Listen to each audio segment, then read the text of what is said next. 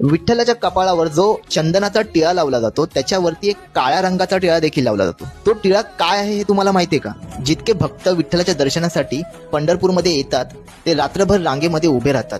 त्यावर विठ्ठल भगवान असं म्हणतात की मी लोकांच्या दर्शनासाठी इथे उभा आहे, मी त्यांची प्रतीक्षा करतोय, पण ते लोक माझी प्रतीक्षा करतात हे मला अजिबात स्वीकार नाहीये. आता काही करू शकत नाही, लाखो भक्त येतात, त्यांना रांगेत उभं राहून प्रतीक्षा करावीच लागणार. म्हणून पंढरीचा राजा ज्या भक्तांना रांगेत उभं राहून प्रतीक्षा करावी लागते तो अपराध नष्ट करण्यासाठी पंढरपूरच्या मंदिरामध्ये रात्री झाडू मारला जातो आणि जिथे जिथे भक्त उभे असतात तिथली माती जमा केली जाते आणि ती चाळली जाते. माती चाळून झाल्यानंतर त्यामध्ये चंद्रभागेचं पाणी मिसळलं जातं व त्या मातीमध्ये अबीर थोडासा मिश्रण करून हा विठ्ठलाच्या कपाळावरती एक टिळा लावला जातो. खरंच आपला पंढरीचा कैवारी किती मायाळू आहे, जो जगाचा पालन करीत आहे तो भक्तांच्या पायाची माती कपाळाला लावतो.